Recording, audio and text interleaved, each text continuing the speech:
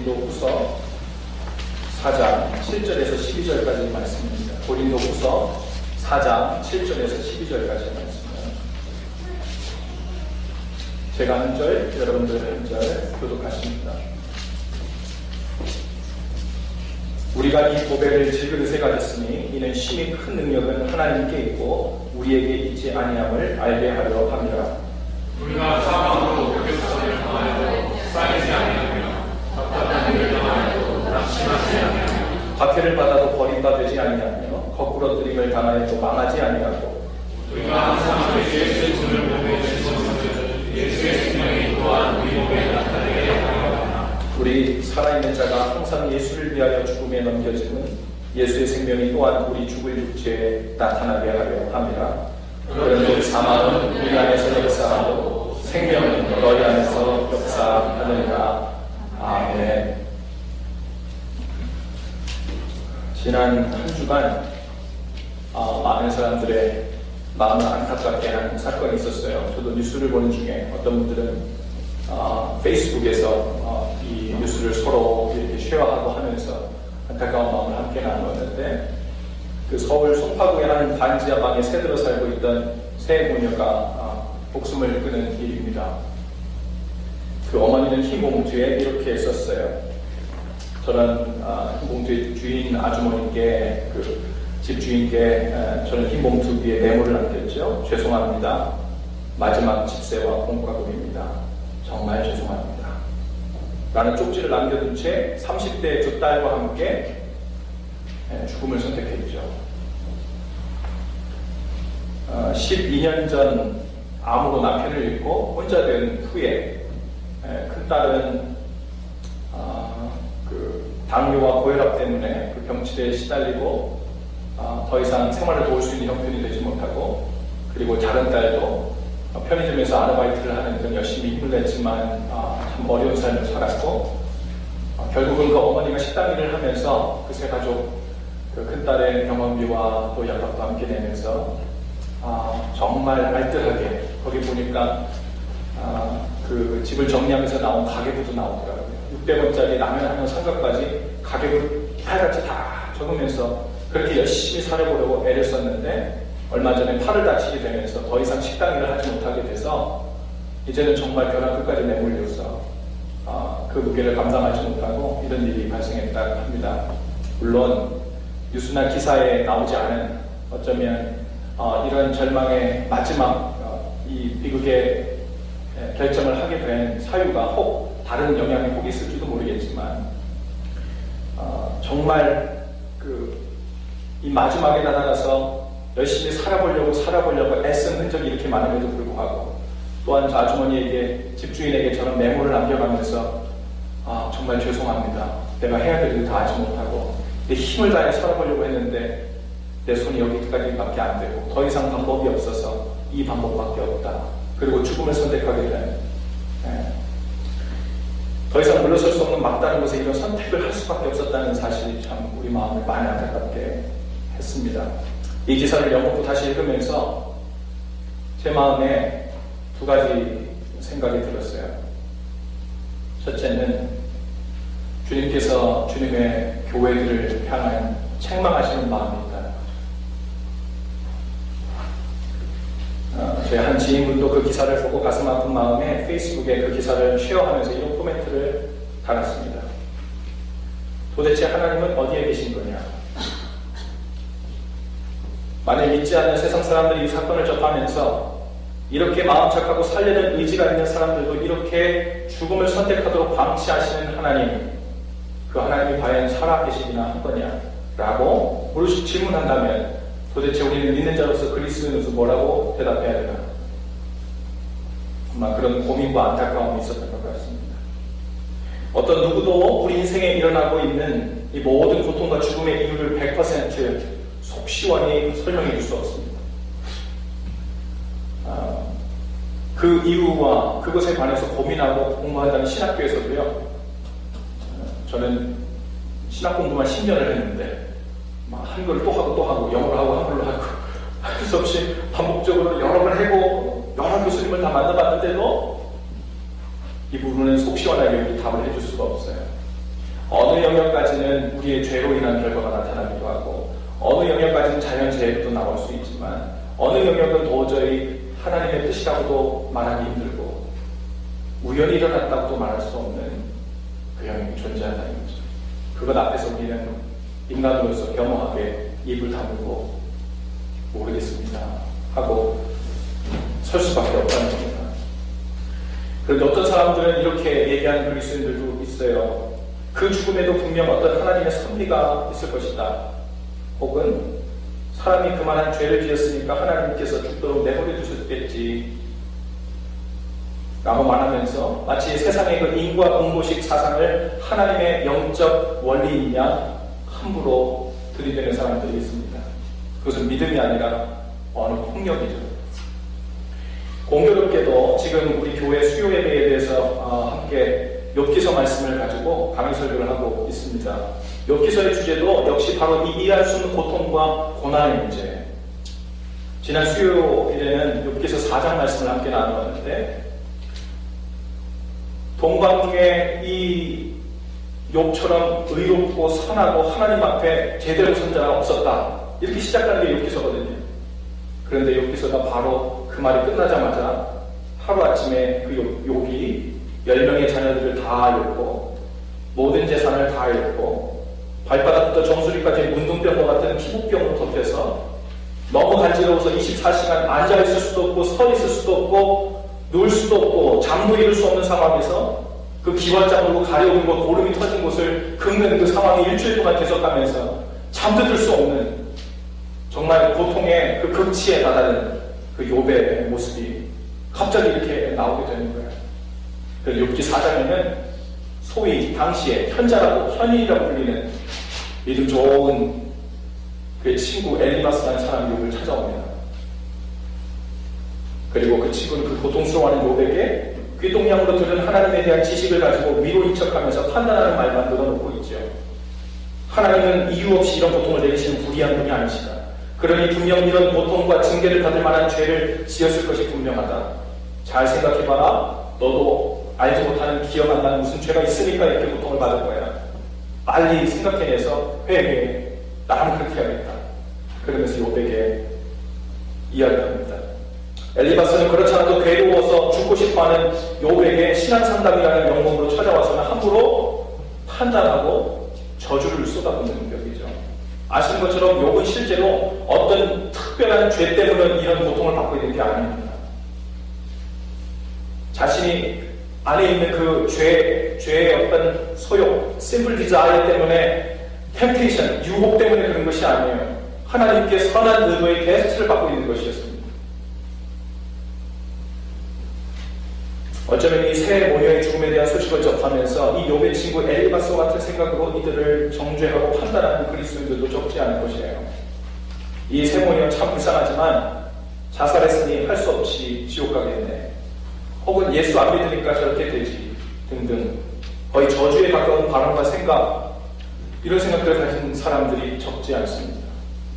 모든 고통과 죽음의 문제가 하나님의 의도에 의해서 조종되고 있는 일처럼 생각하고 하나님의 뜻이다 라고 쉽게 말해버리면 그것이 마치 믿음 좋은 것인 줄 생각하는 거예요.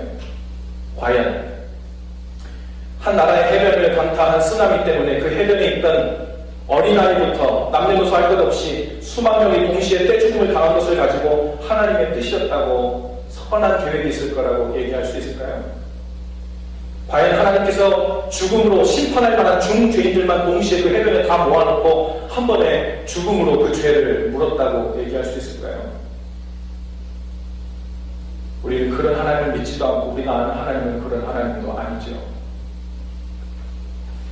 한 생명은 천하보다 소중히 여기시고 잃어버린 한 마리 양 때문에 99마리가 어떻게 되는지 정신이 나가셔서 한 양을 지금 찾으러 온 산을 뒤지고 다니는 하나님, 한 생명을 살리려고 자기 목숨을 십자가에서 내어놓으신 그 하나님께서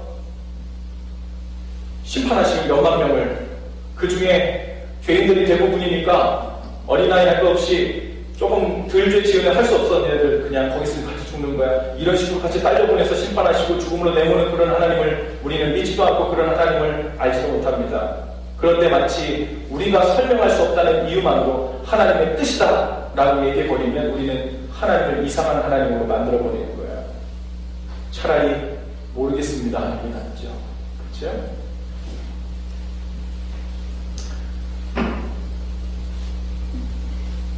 우리 유아인 또래 6살, 7살 된 아이들의 클래스룸에서 총기 난사가 이루어집니다. 그리고 그 어린 생명들이 수십 명씩 죽어나가는데도 과연 그것이 하나님의 뜻이다 라고 얘기할 수 있을까요?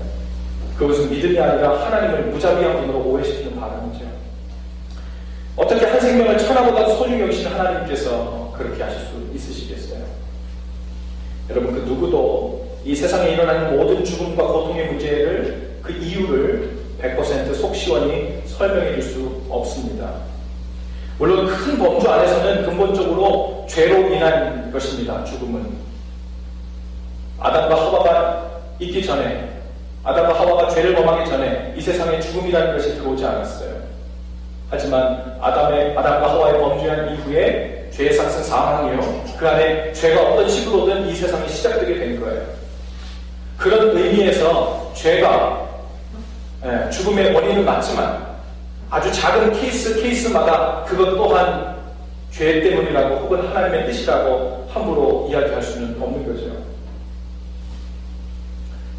차라리 답을 주려 하지 말고 그들을 위한 위로자가 되고 돕는 자가 되고 사랑하는 자가 되기를 주님께서 원하시는 줄로 믿습니다. 이 사건을 보면서 제 마음에 든 생각은 이것이에요. 하나님, 어떻게 저렇게 불쌍한 사람들을 그냥 저렇게 불쌍하게 죽도록 지켜보고만 있을 수 있으세요?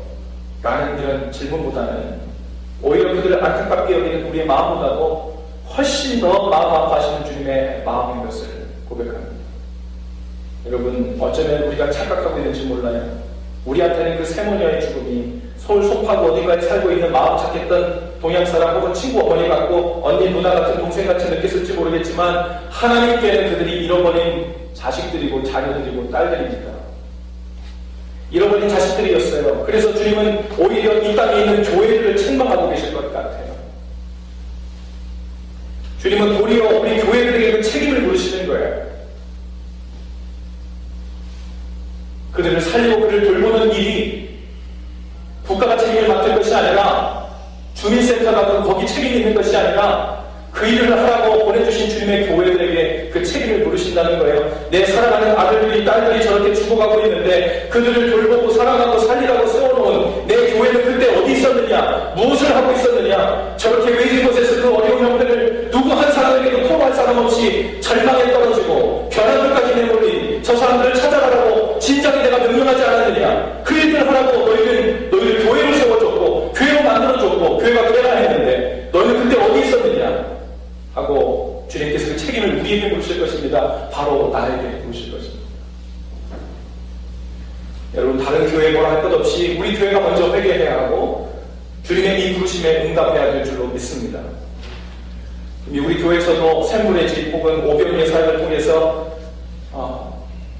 그 사회적으로 어려움의 끝에 내몰린 여성들과 또 고아들을 섬기는 일을 일부 감당하고 있지만 더욱 힘을 내요. 주님의 잃어버린 자녀들을 찾아 들어가 돌보고 섬기는 사역이 우리 가운데도 시작될 수 있기를 바랍니다.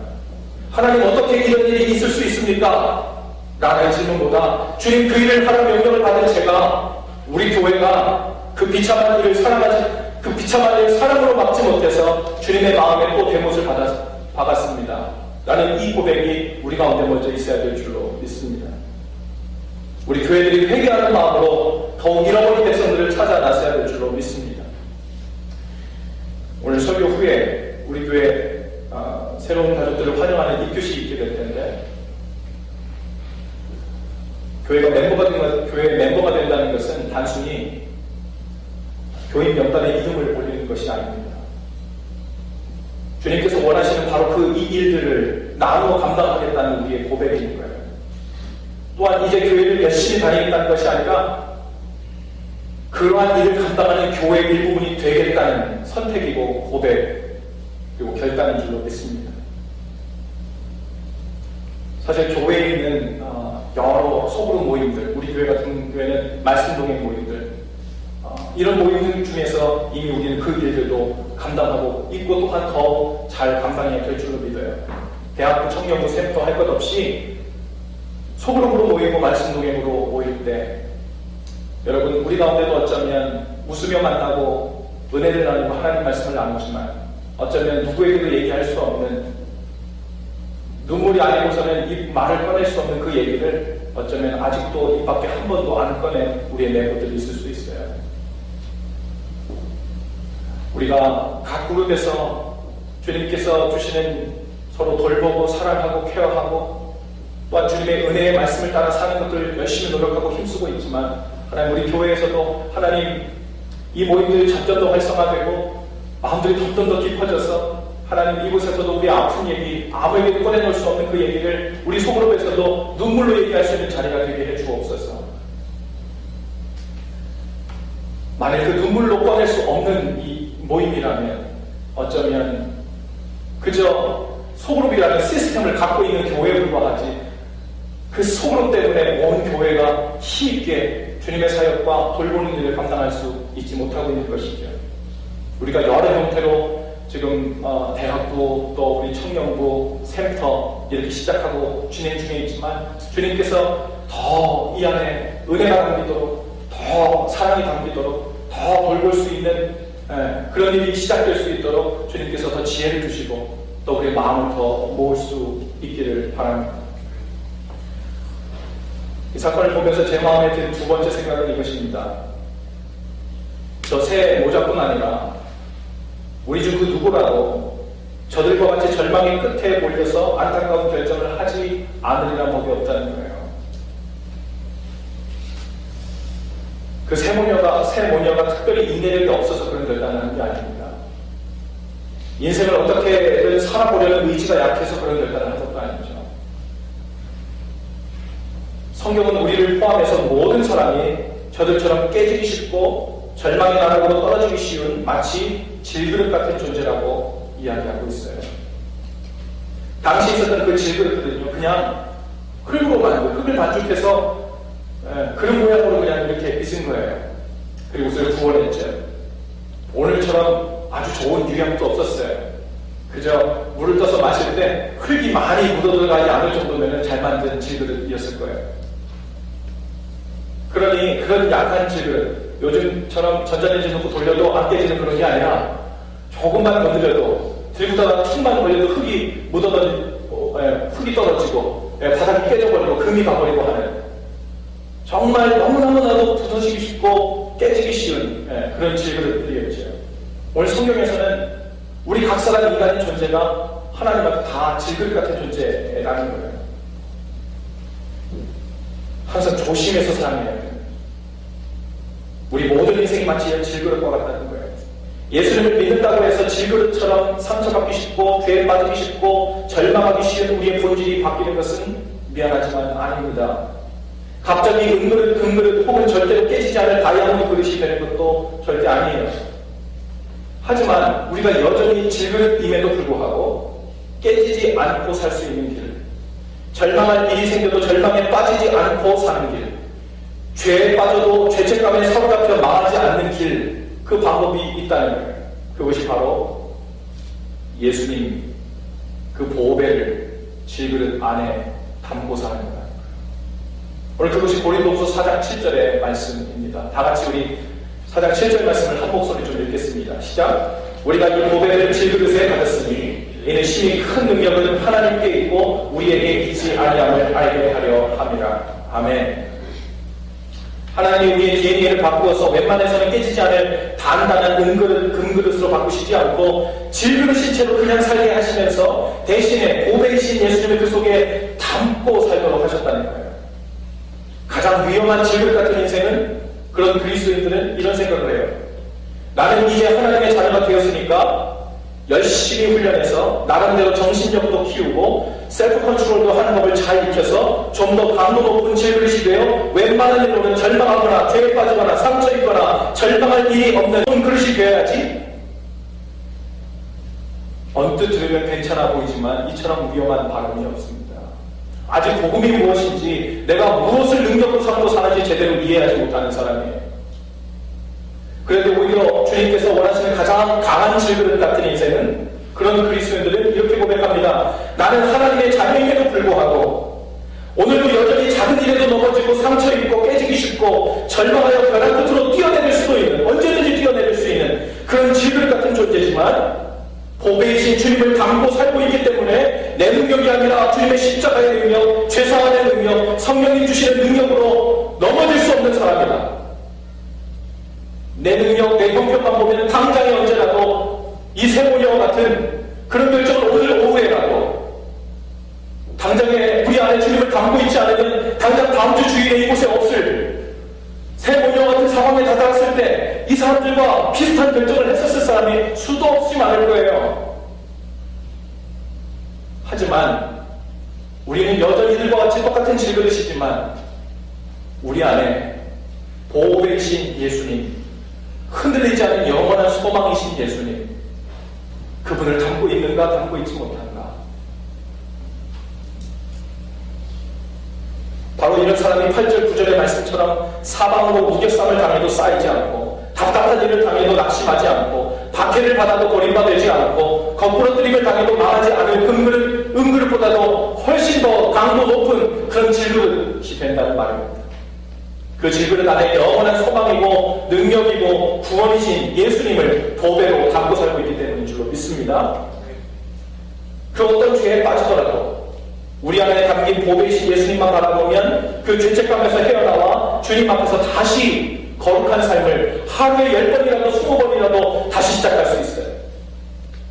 앞뒤가 꽉 막힌 답답한 일을 만나도 보배이신 주님께 소망을 두고 기도하는 사람은 낙심을 할 수가 없어요. 세상을 살면서 철저히 고립되어서 절망할 수밖에 없는 상황에 내몰리더라도 그 영원한 소망이며 사랑이신 주님을 마음에 모시고 있으면 망할 수 없습니다. 그래서 우리는 망할래야 망할 수 없는 사람들입니다. 잘 깨지는 질그릇 같은 존재인 것은 맞지만 절대로 깨질 수 없고 망할 수 없는 질그릇입니다. 여러분, 나는 왜 이렇게 약해 빠졌냐고, 나는 왜 이렇게 결심한 것이 3일도 못 가냐고, 왜 또 자꾸 이렇게 넘어지냐고, 자꾸만 왜 자꾸 죄에 빠지냐고, 왜 이렇게 인생의 문제와 고통이 끊이질 않느냐고 실망하거나 절망하지 마세요.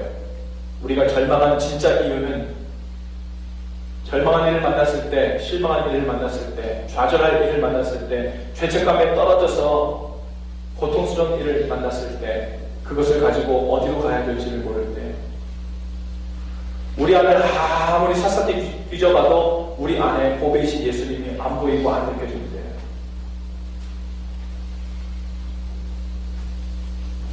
우리가 꼭 붙들어야 될 것은 바로 보배이신 예수님입니다. 오늘 세례식이 있는데요. 오늘 세례를 받는 현지자매와 주중에 만났어요. 그래서 세례 교육을 함께 했는데, 세례는 내가 더 이상 깨지기 쉬운 질그릇이 아닙니다. 그렇기 때문에 지금부터 저는 세례받을 자격이 어느 정도 된 것 같습니다. 이것을 선포하는 자리가 아닙니다. 세례를 받고 하나님의 자녀가 되었음에도 불구하고 여전히 죄에 빠지기 쉽고 깨지기 쉽고 부서지기 쉬운 질그릇, 그것이 바로 우리라고 주님께서 말씀하세요. 하지만 이제부터는 이런 연약한 질그릇 같은 인생에 예수님을 나의 보배로, 내 인생의 주인으로 삼아 내 몸과 영혼의 구원자로 믿고 그 은혜와 능력을 의지하여 살겠다는 결단과 선택의 시간이 바로 세례입니다. 우리가 아직 질그릇이 하나도 변하지 않았지만 보배를 마음에 담은 채 살고 싶다는 우리의 선택 때문에 우리가 하나님의 자녀가 되는 권세를 얻게 되었다는 거예요. 영접하는 자, 또 그 이름을 믿는 자들에게 하나님의 자녀가 되는 권세를 주었다. 그것이 바로 이 말입니다. 질그릇이 바뀌어서 깨질 수 없는 단단한 사람이 어느 정도 되어서 그것을 자격 조건으로 삼아 세를 준다는 것이 아니죠. 어쩌면 오늘 현지자매도 오늘 세례를 받고 난 후에도 여전히 죄의 유혹에 넘어갈지도 몰라요. 여전히 마음에 실망과 절망이 찾아오는 삶이 이어질 수도 있어요. 하지만 이제는 그런 일이 만날 때마다 그 마음을 들고 어디로 가야 하는지를 알게 될 거예요. 누구에게로 가서 그 은혜를 구하고 도움을 청하고 때로는 울며 하소연해야 하는지를 알게 되는 것입니다. 바로 하나님의 자녀로 신분이 바뀌었기 때문입니다. 여러분, 하나님의 자녀된 증표는 답답한 일, 고통스러운 일, 절망스러운 일을 당하지 않고 요리조리 잘 피해 다니는 게 아니에요. 하나님께 기도해서 어려운 일을 만나지 않도록 제게는 특별히 어떤 보호막을 씌워달라고 하나님께 구하는 게 아니에요. 어떤 어려운 일을 당해도 우리 안에 모시고 있는 그 영원한 보배이신 예수님을 통해서 다시 일어서는 법을 배우는 거예요. 아무리 많이 넘어져도 주님의 은혜를 의지하여 얹고 다시 일어나는 거예요. 아무리 큰 절망이 찾아와도 주님의 손을 붙잡고 다시 일어나는 거예요.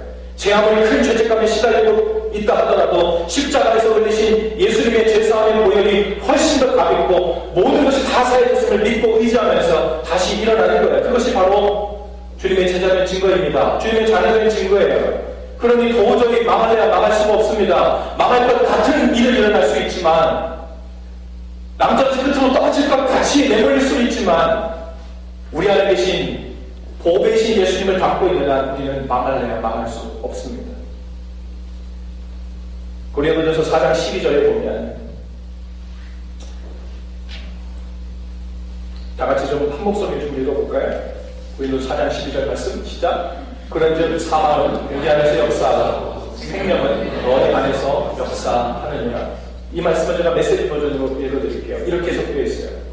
우리는 가장 나쁜 일을 겪고 있지만 여러분은 가장 좋은 상황을 맞고 있습니다. 우리는 가장 나쁜 일을 겪고 있지만 여러분은 가장 좋은 상황을 맞고 있습니다. 그냥 우리 삶을 볼 때는 왜 이렇게 나쁜 일이 많은지 모르겠어요. 왜 이렇게 고통스럽고 문제가 많은지 모르겠어요.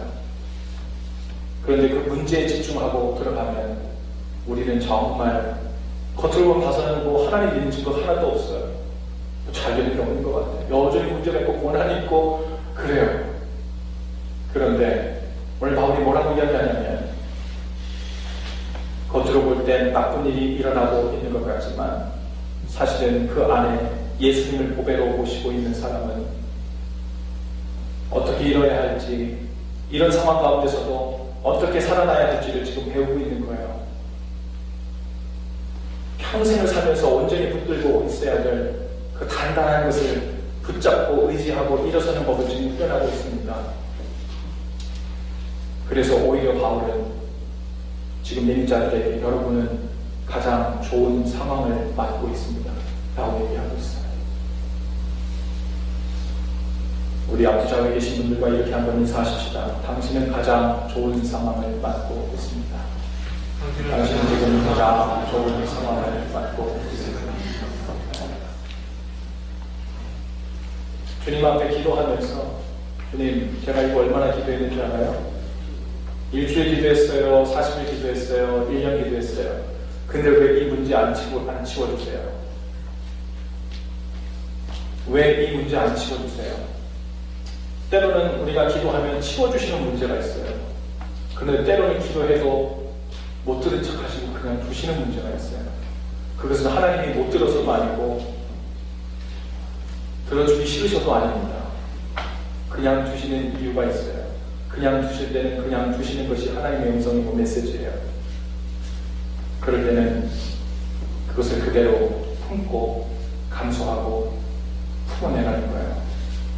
그리고 그것을 품다 보면 주님께서 우리에게 주시려고 하는 진짜 기도 응답이 무엇인지를 알게 됩니다.